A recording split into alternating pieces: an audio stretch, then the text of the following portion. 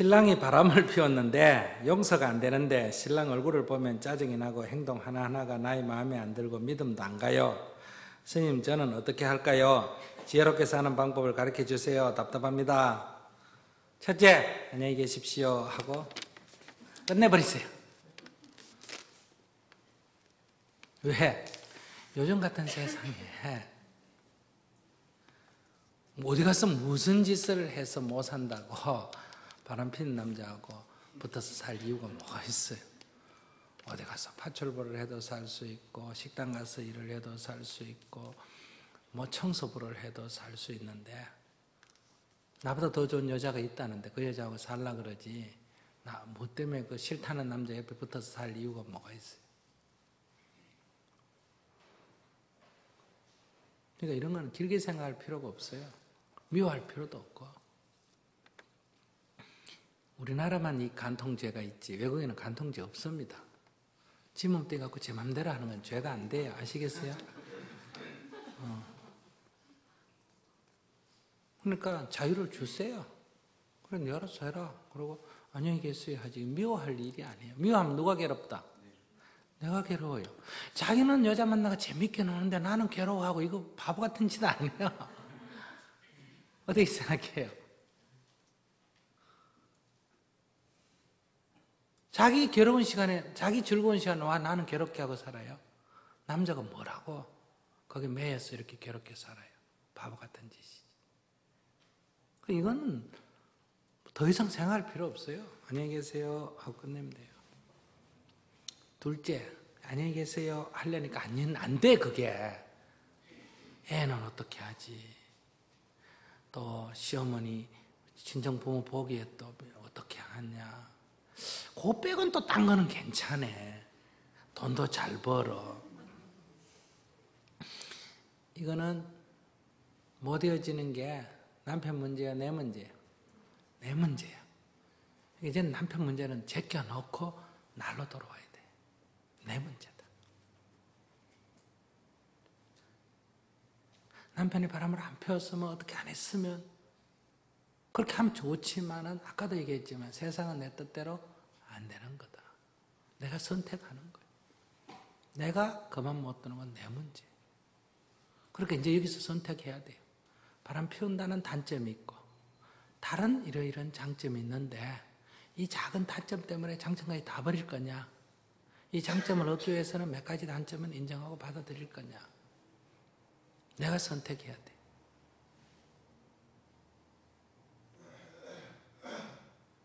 그러니까 이거는 미워할 문제가 아니다 이거예요. 내 선택이기 때문에. 내가 판단을 해서 그래. 내 남자가 얼마나 좋으면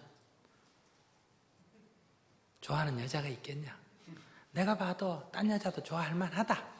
그 괜찮은 남자 데리고 사니 나도 괜찮은 여자다. 좀 자신감을 갖는 게 필요해요. 자신감을 갖는 게. 전 지극히 현실적으로 얘기하는 거예요. 윤리, 도덕이 중요한 게 아니고.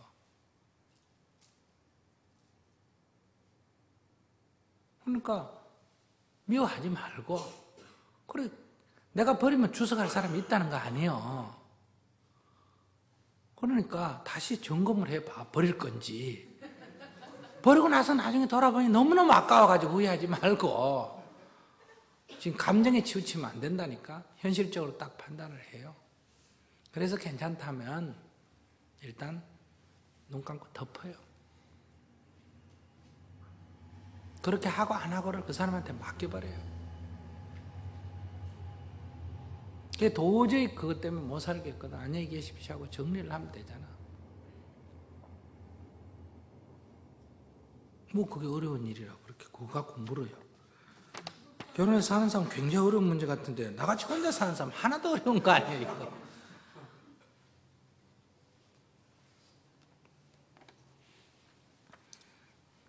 그 다음 세 번째, 이렇게 한번 생각해 볼 수 있어요. 그 사람이 정말 나하고 싫다. 그래서 딴 여자를 좋아하느냐. 나 결혼하고 생활할 필요가 없다고 생각하느냐. 그러면 내가 설령 좋다고 이익이 있다 하더라도 헤어지는 게 좋습니다. 왜냐하면 날 싫어하는 사람하고 이익 때문에 거기 붙어 산다는 것은 그건 불행이죠. 근데 그게 아니라 날 좋아하고 같이 그냥 사는데 큰 문제 없는데 이 사람이 가끔 저런 짓을 한다. 그거는 이제 왜 그럴까? 그러니까 결혼 생활에는 문제가 안 될 정도의 바람을 피운다. 가정을 버릴 생각은 없으면서 그냥 찔끔찔끔 바람을 피운다. 그럼 이거는 엄격하게는 정신적인 약간 결함이 있습니다. 성장 과정에서. 그래서 무엇이 부족해서 피우느냐 이걸 한번 연구를 해보면 돼요. 몇 번 얘기도 하고 안 하겠다고 했는데도 또 그런 일하고 또 그런 일을 할 때는 미워하고 불신하고 말할 게 아니라 이 버릇이 왜 일어났냐 연구를 좀 해볼 필요가 있어요.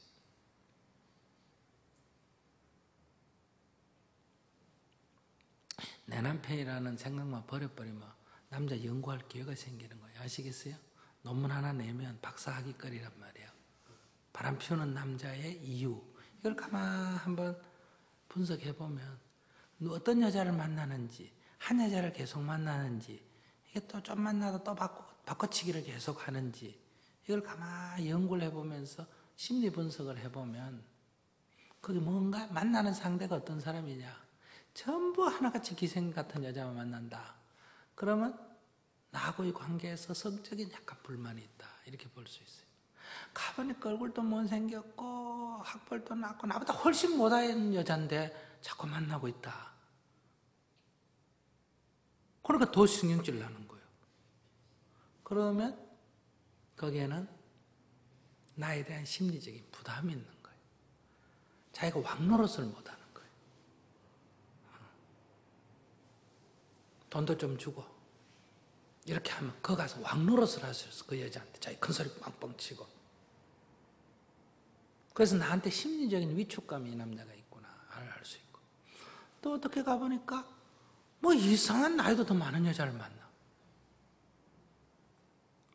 그래 그 여자 가만 보니까 이 남자가 어릴 때 엄마의 사랑을 못 받아서 엄마를 그리워하구나.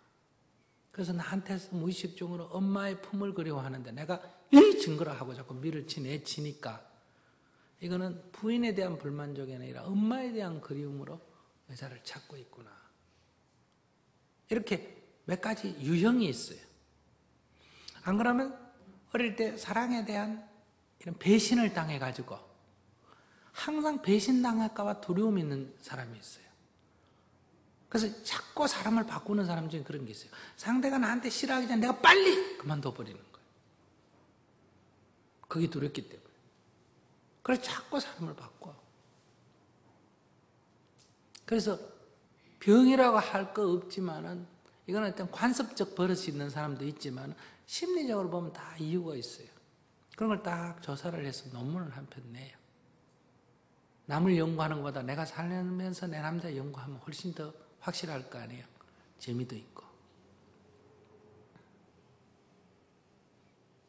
그렇게 해보니까 이 남자의 심리 속에는 때로는 기생 같은 여자도 필요하고 때로는 엄마 같은 여자도 필요하고 때로는 정숙한 아내도 필요하고.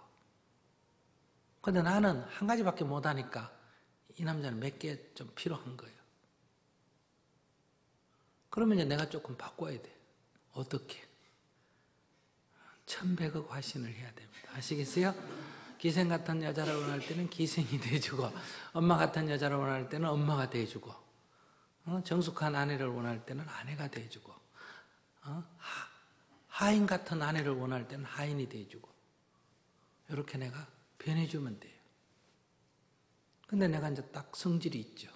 내가 미쳤다고 저 남자한테 그렇게까지 비위를 맞추고 살겠냐 이렇게 생각하면 역할 분담을 해요. 나는 정숙한 아내만 하고 기생 같은 여자는 네가 해줘라. 엄마 같은 여자는 네가 해줘라. 이렇게 역할 분담을 좀 하든지 아니면 안녕히 계십시오 하든지. 그러니까 미워하고 원망하는 건 아무런 문제 해결에 도움이 안 됩니다. 설령 특히 자녀들이 있으면 헤어지든 살든 미워하게 되면 자녀들에게 심각한 영향을 줍니다. 헤어지고 살고가 핵심이 아니에요. 미워하고 갈등을 일으키는 게 아이들에게 정신분열을 일으키는 거예요.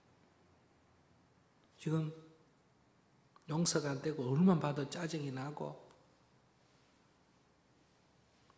이러면 벌써 나한테 심각한 병이에요. 이런데 또 살다 보면 부부니까 어쩔 수 없이 또 부부관계하고 부부관계 하면서도 몸에 손만 대도 막 그 머리가 만지는 것 같이 싫고 이러면 이제 유방암이나 자궁암이 걸릴 확률이 높아져요. 그러니 생각을 딱 바꾸셔야 돼요. 제일 간단한 건 안녕히 계십시오. 근데 사실 이게 또 제일 어려워요. 그죠? 그러니까 남편을 이해하는 쪽에서 가만히 살펴보고 연구를 좀 하세요. 연구를. 결혼해가 한 이불 밑에서 같이 살아보면서 어떻게 나보다도 모를까? 연구를 안 해서 그래, 연구를. 낯설은 사람이 같이 사니까 상대에 대한 연구를 좀 해봐요. 연구를. 심리 분석도 좀 해보고, 기호가 뭔지, 취미가 뭔지, 오직 내 생각만 하고 나한테 맞춰주기만 원하지 상대에 대해서 관심이 없잖아. 이 글을 봐도 남편이 나를 사랑하는 게 아니라 내가 남편에 대한 사랑이 없어, 이 말 속에. 한번 보세요. 신랑이 바람을 피웠는데 이거 용서 내가 해주겠냐? 절대로 안 돼. 신랑 얼굴만 보면 짜증이 나고 행동 하나하나가 나의 마음에 안 들고 믿음도 안 가고. 내라도 이런 여자 좋아하겠어? 안 하지.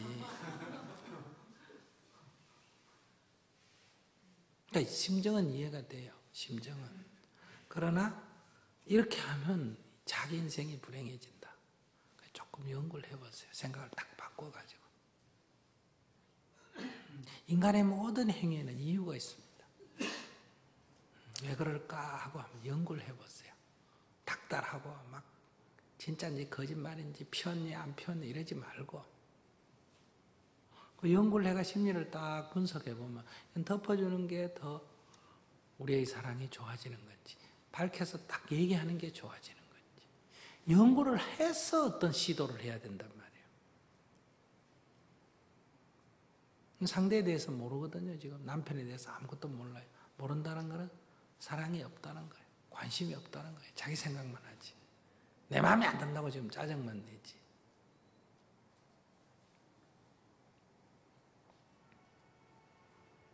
내가 여자라고 여자 편 안 들어줘요. 우리는 누구 편이 문제가 아니라 어떻게 이 문제를 풀어서 내가 행복해지느냐 하는 문제예요. 연구 조금 하세요. 그러려면 기도를 하셔야 돼요. 이 지금같이 정신없는 걸로는 항상 자기에 휩쓸리기 때문에 좀 연구가 잘 안 됩니다. 자꾸 감정에 휩쓸리기 때문에. 그래서 아침 딱 일어나서 매일매일 정진을 하면서 내가 남편의 마음을 좀 못 헤아렸구나. 그걸 그냥 원망만 하고 미워만 했지. 저 사람이 왜 저런 마음으로 저렇게 헤맬까? 그걸 내가 좀 이해를 못했구나. 이렇게 참여를 하면서 조용히 한번 접근을 해보세요. 얘기도 나눠보고. 사랑이 좀 필요해요. 사랑이 결핍해서 이런 거예요. 그럼 성적인 어떤 불만 때문에 그러면 그럼 그것도 가만히 얘기를 좀 해봐요.